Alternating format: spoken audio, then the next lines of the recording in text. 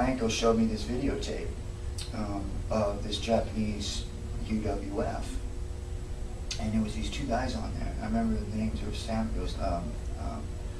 Masakatsu Funaki and Suzuki Minori, and they were on. I remember watching them in this videotape, and to me it was like the best thing in the world, because I saw these two guys. They were striking each other when they were standing up, and then when they actually went to the ground, they were maneuvering for these different types of submission holds. At the time, I didn't understand what they were doing, and they were grabbing these locks and stuff. But I knew enough about fighting, and I knew about wrestling, what they were doing. Like, there was pain, and I knew that they were moves. So, and I remember watching this stuff, and I was like, this is just off the hook. I go, is this on the up and up? And he said, yeah, these guys are for real. And so I said, man, how do I get in touch? How do I do this? You know, I mean, immediately, you know, I think most people would have said, forget that, dude, I'm crazy. I was like, how do I get in? And he hooked me up with a guy named Sammy Saranaka out of Florida. And I went down there and I tried out my first time, and he put me in the ring with a couple guys from the U.S. that were going over there. And I annihilated them. Just, I have a wrestling background, and plus I have this tremendous anger that from street fighting. So I put the wrestling and the street fighting together, and I annihilated these guys. So he goes, well, let's send you up to Japan. And this is after a week.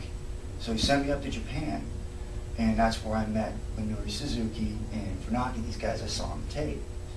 And that's when I really understood what it was to be a complete fighter, because I got my ass handed to me for 2 hours. I took a beating. But I didn't quit. I kept going. After about a half hour, because I went with a half hour. 4 guys came in, and went with a half hour each guy. And I got tapped out. Well, first 2 guys came in, they were young boys, and they caught me in 1 or 2 moves. But I was able to kind of throw them around for a little while, and then I would roll into a move, and they would catch me, and then I would go back to beating them up, and then they would catch me again. But then when I got in with Minori and then Funaki, after I went for an hour with these other 2 young kids, then I got against the guys that were the real deals. And it was just a joke. It was like every time I moved, I was like, oh yeah, that's good. But what I took out of that was, like, you know, the things that bothered me the most, the ones that really bothered me and that hurt the most, weren't the upper body submissions, because I could muscle out of those. I could just pretty much, you know, muscle up. I was very strong. And I could pretty much, you know, still throw punches and you know, fight way out with the upper body. But when they grabbed my legs, man, it was like, I don't know, you know, what do you do from here? And all of a sudden my ankle's breaking and my knee's breaking and I can't hit them. I said, that's what I want to know. Yeah. And so that was my first experience when they sent me up there.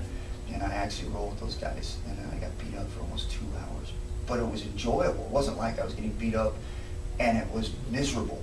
It was like I was getting beat up, and every time when something happened, I was like, man, how do you do that? You know, and I went back in here, tried to figure out how to defend that. You know, so it was very interesting to me to be able to go in there and fight these guys and these things that I had no idea what they were doing and try to figure it out.